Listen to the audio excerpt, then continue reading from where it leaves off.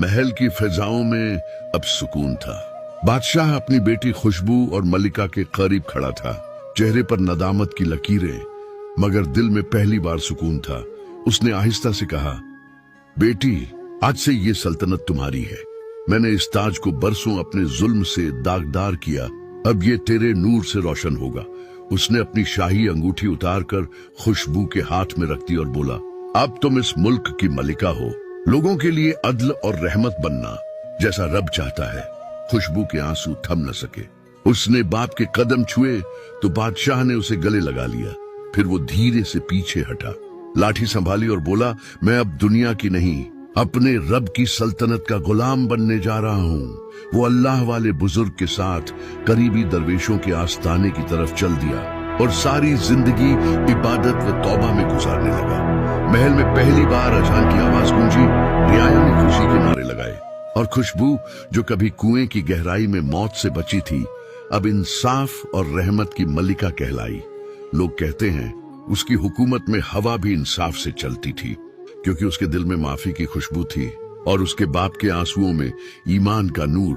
बादशाह, जो कभी अपनी रियाया के दिलों में खौफ की अलामत था, अब गोशाए इबादत में बैठकर आंसुओं के साथ अल्लाह से मगफिरत मांगता रहता। खुशबू, जिसे कभी कुएं में फेंक दिया गया था, आज उसी जमीन पर इंसाफ और रहमत की निशानी बन चुकी थी।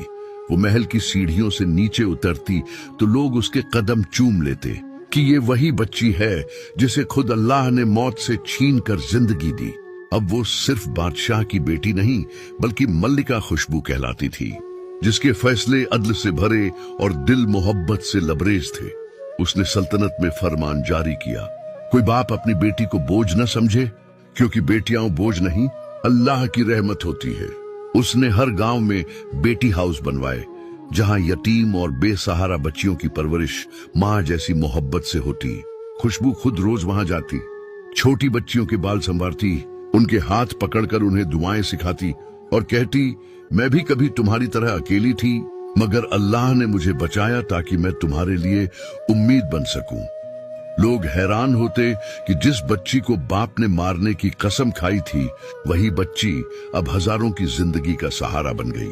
बादशाह के आंसू हर रात सजदे की मिट्टी में गिरते और वो यही दुआ मांगता, या रब, अगर तूने मुझे दोबारा मौका दिया तो मेरी सल्तनत नहीं, मेरी बेटियों की इज्जत बचाना मेरी इबादत है। यूं सल्तनत में जुल्म का दौर खत्म हो गया। खुशबू की बादशाहत में किसी माँ की कोख वीरान न रही, किसी बाप ने बेटी की पैदाइश पर मातम न किया, बल्कि अब हर घर में जब बच्ची पैदा होती तो